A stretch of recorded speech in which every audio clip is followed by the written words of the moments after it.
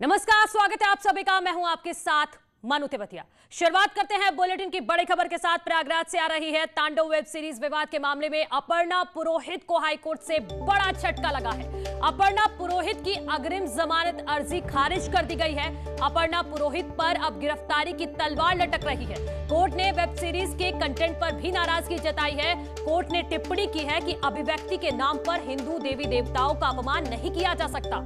Court की टिप्पणी सभी धर्मों का सम्मान संविधान निर्माताओं का उद्देश्य था। तो ये बड़ी खबर, अपर्णा पुरोहित की अग्रिम जमानत याचिका इलाहाबाद हाईकोर्ट ने फिलहाल खारिज कर दी है और अब संभावना यह है कि हो सकता है कि अपर्णा पुरोहित पर अब गिरफ्तारी की तलवार लटक रही है। आपको याद दिला दें कि तांडव वेब सीरीज का एक सीन जिसके बाद ये पूरा बवाल हुआ और अपर्णा पुरोहित ने अभी 2 दिन पहले ही हजरतगंज थाने में अपने बयान भी दर्ज कराए हैं और उससे पहले ही इन्होंने जमानत अर्जी डाल दी थी, जिस पर सुप्रीम कोर्ट, माफ कीजिएगा, इलाहाबाद हाईकोर्ट ने आज सुनवाई की और उसके बाद ये अग्रिम जमानत याचिका अपर्णा पुरोहित की खारिज कर दी गई है। और इसके साथ ही तीखी टिप्पणी की गई है प्रयागराज हाईकोर्ट की तरफ से, इलाहाबाद हाईकोर्ट की तरफ से तीखी टिप्पणी की गई है तांडव वेब सीरीज के कंटेंट को लेकर कि कंटेंट का भी ध्यान रखना चाहिए, यह भी कहा है हाईकोर्ट ने।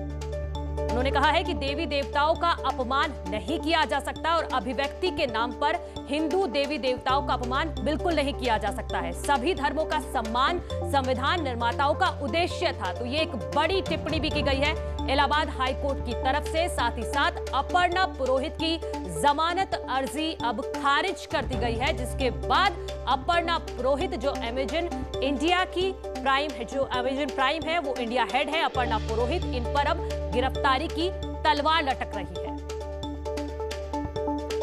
तो इलाहाबाद हाईकोर्ट में आज सुनवाई हुई वेब सीरीज के वेब सीरीज तांडव को लेकर जो बवाल चल रहा था उसी को लेकर कंटेंट पर नाराजगी जताई गई है इलाहाबाद हाईकोर्ट की तरफ से। कोर्ट की टिप्पणी की गई है कि अभिव्यक्ति के नाम पर हिंदू देवी देवताओं का अपमान नहीं किया जा सकता। हमारे सहयोगी सर्वेश हमारे साथ जुड़ गए हैं। सर्वेश, फिलहाल अपर्णा पुरोहित को एक बड़ा झटका लगा है, अब यहां से आगे क्या? देखिए, यहाँ से आगे की अगर बात करें तो तांडव जो वेब सीरीज थी वो पहले ही विवादों में थी और जिस तरह के उसमें कंटेंट परोसे गए थे उसको लेकर अपर्णा पुरोहित के खिलाफ भी जो है एफआईआर दर्ज कराई गई थी और उस मामले में वो इलाहाबाद हाईकोर्ट आई थी और उन्होंने अग्रिम जमानत अर्जी दाखिल की थी।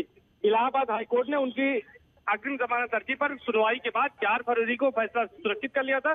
जस्टिस सिद्धार्थ की एकल पीठ ने आज ये फैसला डिलीवर किया है और ये कहा है कि इस मामले में कंटेंट क्योंकि इस तरह का है जिसमें हिंदू देवी देवताओं का अपमान किया गया, इसे बर्दाश्त नहीं किया जा सकता और कोई राहत याची को नहीं दी जा सकती है। तो यानी अब जो है कोई राहत कोर्ट से नहीं मिली अपर्णा पुरोहित को और इसके बाद जो है उनकी अग्रिम जमानत याचिका कोर्ट ने खारिज कर दी है। तो इस समय ये कह सकते हैं कि अपर्णा पुरोहित की मुश्किलें बढ़ गई हैं। बिल्कुल सर्वेश, आप बने रहिए हमारे साथ। तो फिलहाल ये खबर है कि अपर्णा पुरोहित की मुश्किलें यहां से अब बढ़ गई हैं। एक और बड़ी खबर की बात करते हैं। योगी सरकार माफिया और गुंडों पर जरा भी बख्शने के मूड में नहीं है। इसी कड़ी में आज प्रयागराज में माफिया डॉन अतीक अहमद के गुर्गे अरशाद के अवैध निर्माण को पीडीए ने बुलडोजर से ध्वस्त कर दिया है। एक्सक्लूसिव तस्वीरें भी हम आपको दिखा रहे हैं। देखिए किस तरह से ये ध्वस्तीकरण की कार्रवाई की गई है। अतीक के गुर्गे पर यह बड़ा एक्शन हुआ था, अवैध निर्माण था जिस पर ये बुलडोजर चलाया गया है। और सर्वेश, आप बताइए जरा क्या है ये पूरा मामला? देखिए, ये पूरा मामला है, योगी सरकार लगातार अपराधियों और बाहुबलियों के खिलाफ कार्रवाई कर रही है। जो भी उनकी अपराध से अर्जित संपत्तियां हैं या अवैध निर्माण है उनको डिमोलिश किया जा रहा है। प्रयागराज में आज 6वीं बड़ी कार्रवाई की गई है और अब तक अतीक अहमद जो कि पूर्व सांसद है, बाहुबली है और गुजरात के हमलाबाद जेल में बंद है, उनके तमाम गुर्गों के खिलाफ और खुद उनकी संपत्तियों के खिलाफ प्रशासन ने कार्रवाई की है। आज इसी कड़ी में आसाद नाम का एक जो शातिर अपराधी है, हिस्ट्री शीटर है, उसके खिलाफ कार्रवाई की गई है। और करेली इलाके में 7 फीट रोड पर 3 मंजिला मकान 300 वर्ग मीटर में था जो कि अवैध रूप से बना हुआ था। आज उसको पीडीए ने जेसीबी मशीनों से पूरी तरह से जमींदोज कर दिया है। हालांकि यहाँ पर एक बड़ी घटना होते होते बाल बाल बची है। जेसीबी का जो तोड़ू दस्ता था उसकी जेसीबी मशीन मलबे की चपेट में आ गई थी और किसी तरह से जो है जेसीबी के चालक ने अपनी जान बचाई है और एक बड़ा हादसा होते होते बचा है। लेकिन ये 54वीं बड़ी कार्रवाई अपराधियों और माफियाओं के खिलाफ प्रयागराज में पुलिस ने की है और पुलिस प्रशासन और पीटीए ने की है। जी बहुत शुक्रिया सर्वेश आपका तमाम जानकारी के लिए। तो अतीक के गुर्गे पर ये एक्शन हुआ है जिसकी तस्वीर आप प्रयागराज से देख रहे हैं। आगे बढ़ते हैं। बाइक बोर्ड घोटाले में एक और आरोपी बीएन तिवारी को एसटीएफ ने मेरठ से गिरफ्तार किया है। बीएन तिवारी पर 50,000 का इनाम घोषित था। 1000 करोड़ के बाइक बोर्ड घोटाले की जांच आर्थिक अपराध शाखा कर रही है। आपको बता दें कि 3500 करोड़ रुपए का यह पूरा घोटाला है। बीएन तिवारी के खिलाफ नोएडा में बाइक बोर्ड घोटाले में 2 दर्जन से ज्यादा एफआईआर में से 2 में आरोप पत्र भी दाखिल है। इस घोटाले में अब तक 1 दर्जन से ज्यादा लोगों को गिरफ्तार किया जा चुका है। चौराहे पर एसटीएफ के कुछ लोग मिले, उन्होंने कहा कि आप वांछित हैं बाइक बाट केस में। मैंने बताया कि जो हम इसमें हमारा कोई लेना देना नहीं है, हम सिर्फ सप्लायर रहे हैं। उन्होंने कहा क्योंकि आप वांटेड हैं इसलिए आपको हम गिरफ्तार करना चाहते हैं। तो मैंने कहा गिरफ्तार करिए। नोएडा में पुलिस ने मुठभेड़ के बाद 2 बदमाशों को गिरफ्तार किया है। मुठभेड़ के दौरान एक बदमाश गोली लगने से घायल हो गया जबकि दूसरे को पुलिस ने कॉम्बिंग कर धर दबोचा है। गिजोड़ रेड लाइट पर जारचा पुल के पास ये मुठभेड़ हो गई। ये बदमाश लंबे समय से एनसीआर क्षेत्र में चेन स्नेचिंग की घटनाओं को अंजाम देते थे। पुलिस ने घायल बदमाश को जिला अस्पताल में भर्ती करवाया है। इनके द्वारा एक पर्टिकुलर बाइक में कुछ लोग जा रहे थे, संदिग्ध दिखाई दिए। मोरना पे उसको रोकने का प्रयास किया गया, वो रुका नहीं और वो भागने लगा। उसके बाद से चारों तरफ अलर्ट करके उसकी घेराबंदी की गई, लेकिन ये लोग पुलिस के ऊपर ही अटैक किया। उसी क्रम में पुलिस ने जब अपनी जवाबी कार्रवाई की तो उसमें एक व्यक्ति घायल हुआ और दूसरा यहीं जो आसपास में आप जंगल देख रहे हैं इन जंगलों में भाग गया। कॉम्बिंग के बाद वो भी पकड़ा गया। ये जो पकड़ा गया आदमी है इसको हम लोग तत्काल मेडिकल भेजे और मेडिकल के जाने के क्रम में इसने ये बताया, जिसका नाम ऋषभ दयाल है, ये मूल रूप से कन्नौज का रहने वाला है। इसी बीच एक बड़ी खबर आ रही है बागपत से, जहां पुलिस के साथ मुठभेड़ में एक बदमाश गोली लगने से घायल हुआ है। दीपक उर्फ काला गोली लगने से घायल हुआ है। लूट, हत्या, आर्म्स एक्ट के कई केस में वांटेड है। छपरोली थाना पुलिस के साथ मुठभेड़ हुई है। पैसे लेकर हत्या करने का भी इस बदमाश पर आरोप है। दीपक उर्फ काला गोली लगने से घायल हुआ है।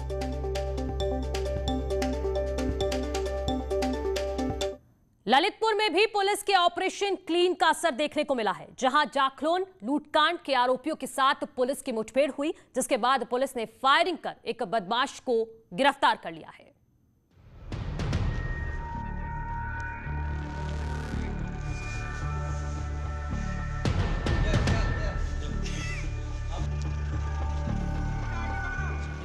ललितपुर में पिछले दिनों जाखलोन में हुई लूट की घटना में शामिल रहे आरोपियों के साथ पुलिस की मुठभेड़ हुई है।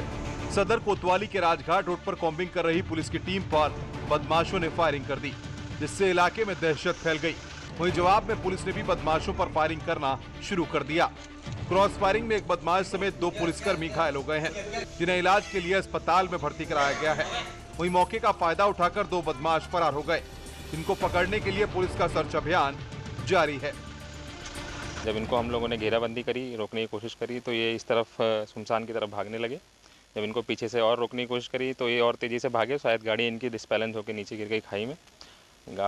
जब इनकी बाइक नीचे गिर गई तो इन लोगों ने अपनी तरफ से फायरिंग स्टार्ट कर दी। क्रॉस फायरिंग में पुलिस की तरफ से एक बदमाश को गोली लगी है और वो घायल हो गया था। हमारे 2 सिपाही भी उसमें घायल हुए थे, तो सभी तीनों लोगों को हमने तत्काल हॉस्पिटल वहाँ भिजवा दिया है। सभी का इलाज जारी है। पुलिस और बदमाशों की मुठभेड़ में एसओजी टीम के देवेंद्र यादव और अमित पाठक घायल हो गए। वहीं बदमाश विजेंद्र सिंह के भी पैर में गोली लगी है। पुलिस का दावा है कि भागे हुए बदमाश जल्द गिरफ्तार कर लिए जाएंगे। Bureau report, news 18। मुजफ्फरनगर में देर शाम कक्षा 11वीं के छात्र की गोली मारकर हत्या कर दी गई। सूचना पर पहुंची पुलिस ने घायल छात्र को इलाज के लिए जिला अस्पताल में भर्ती करा दिया है, जहां इलाज के दौरान छात्र ने दम तोड़ दिया है। पुलिस की माने तो छात्र की हत्या उसी के रिश्तेदार ने की है। अब पुलिस मृतकों के परिजनों की तहरीर पर कार्रवाई करने में जुटी है।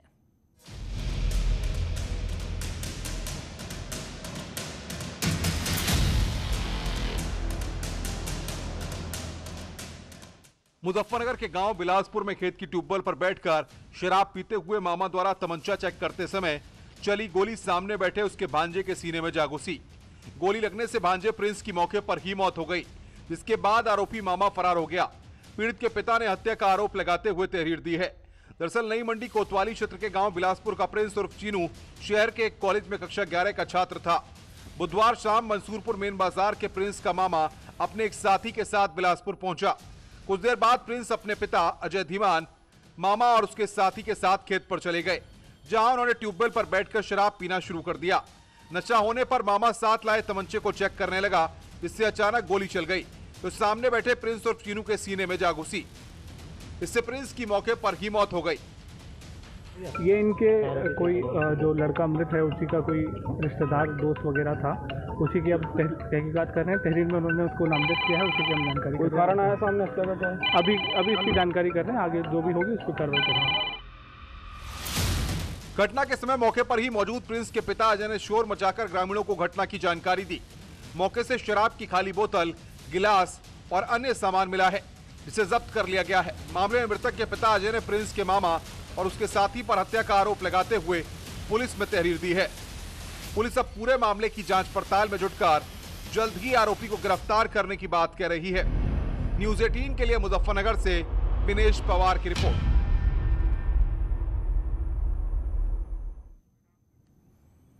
श्रावस्ती के इकोना थाना क्षेत्र में खेत में भट्टा मजदूर का अर्धनग्न हालत में शव मिला है। उसके शरीर पर चोट के निशान हैं। बताया जा रहा है कि भट्टा से मजदूरी लेकर वो साइकिल से घर के लिए निकला था, लेकिन घर नहीं पहुंचा। पुलिस ने शव को पोस्टमार्टम के लिए भेज दिया है। पुलिस ने मृतक के बेटे की शिकायत पर केस दर्ज कर तफ्तीश भी शुरू कर दी है। पुलिस के मुताबिक पहली नजर में ये हत्या का मामला लग रहा है। इनका शव आज गांव के पास ही एक सरसों के खेत में पाया गया है, जिस पर चोट के निशान भी हैं। अभियोग पंजीकृत कर लिया गया है। शव को पोस्टमार्टम के लिए भेज दिया गया है। अग्रिम कार्रवाई की जा रही है। प्रतापगढ़ में एक महिला की हत्या से हड़कंप मच गया है। घर में सोते समय बदमाशों ने महिला की गला काटकर हत्या कर दी। आपसी रंजिश में हत्या की आशंका जताई जा रही है। जेठवाड़ा थाना इलाके के पहाड़पुर मझियारी गांव में इस वारदात को अंजाम दिया गया है।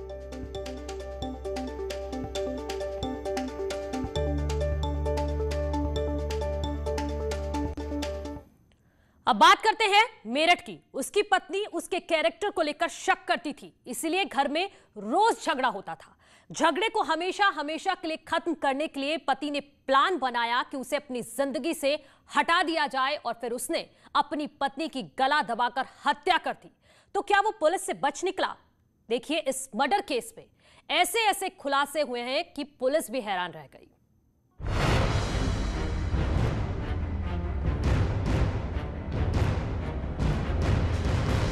मेरठ में पुलिस ने एक मर्डर केस में हैरान करने वाला खुलासा किया, जिसने भी सुना उसकी रूह कांप गई।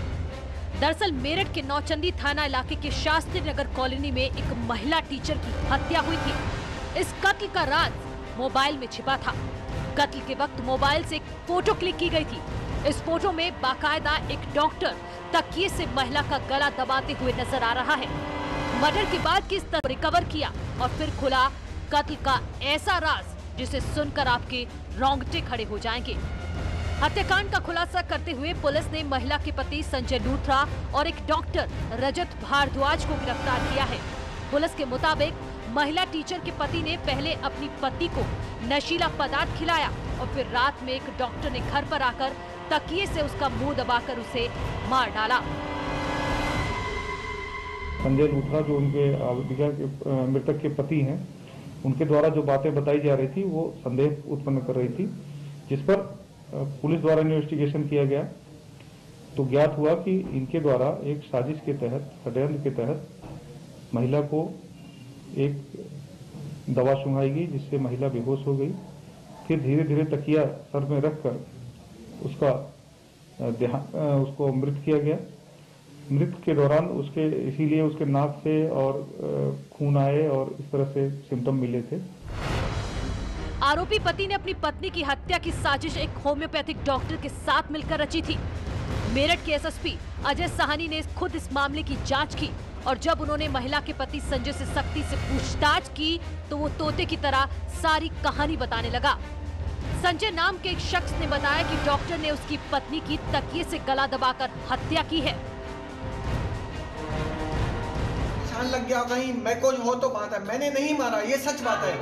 मैं उनको नहीं, ज्योति तुम खुद कहोगी कल की जीजा जी तुमने ये काम नहीं किया, मैं मानती हूँ। और बताओ इससे बड़ी बात कुछ होगी? पुलिस ने आरोपी पति के साथ हत्या करने वाले डॉक्टर रजत भारद्वाज को भी गिरफ्तार कर लिया है। पति ने जो नशीला पदार्थ अपनी पत्नी को दिया था उसे डॉक्टर ने ही रिकमेंड किया था। पुलिस ने टेंट व्यापारी संजय लूथरा की पत्नी चंदा की 3 दिन पहले हुई हत्या की गुत्थी सुलझा दी। पुलिस ने बताया कि अक्सर पति के चरित्र को लेकर घर में विवाद हुआ करता था। इसका सहयोगी संजय लूथरा का सहयोगी इनके ठीक पड़ोस में रहने वाले रजत भारद्वाज, जो कि BHMS हैं, होम्योपैथी डॉक्टर हैं, इन्होंने ही राय दी थी कि किस तरह इसको कौन सी दवा सुंघाई जाए जिससे ये 15 मिनट 20 मिनट तक बेहोश हो जाएगी और कोमा में चली जाएगी। महिला के पति को उम्मीद थी कि कत्ल का उसका मास्टर प्लान राज ही रहेगा, लेकिन कहते हैं ना कि गुनाह कभी छिपता नहीं और गुनहगार कभी बचता नहीं। मेरठ से न्यूज़ 18 के लिए उमेश श्रीवास्तव की रिपोर्ट।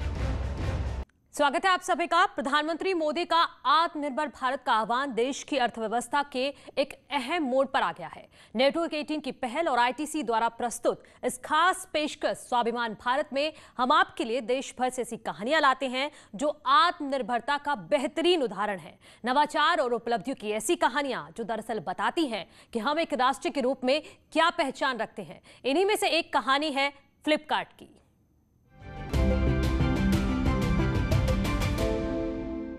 सचिन और बिनी बंसल ने 2007 में 4 लाख रुपए के साथ फ्लिपकार्ट शुरू करने का फैसला किया। उन्होंने पहले अपने प्लेटफॉर्म पर किताबें बेचने का मन बनाया, क्योंकि इसके लिए विक्रेताओं को सूचीबद्ध करना, वेंडर को ढूंढना और उस प्रोडक्ट को शिप करना आसान था।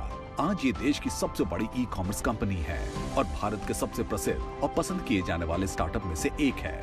Where we started in 2007, India was just getting started on the wave of digital adoption. And Flipkart as a company actually defined that entire journey for the country. From coming up with some of the very early innovations that helped we as a country adopt digital commerce in all its full glory.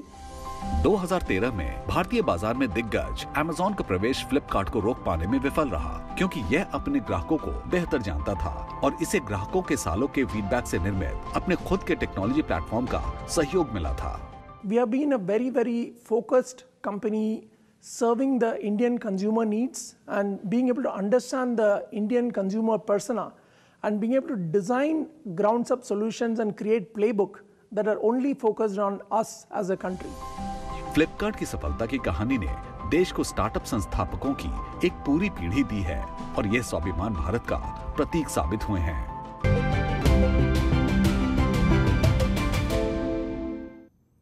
तो हमारी खास पेशकश स्वाभिमान भारत में देखें फ्लिपकार्ट की पूरी कहानी। रुकने एक छोटे से ब्रेक के लिए जल्द लौटते हैं।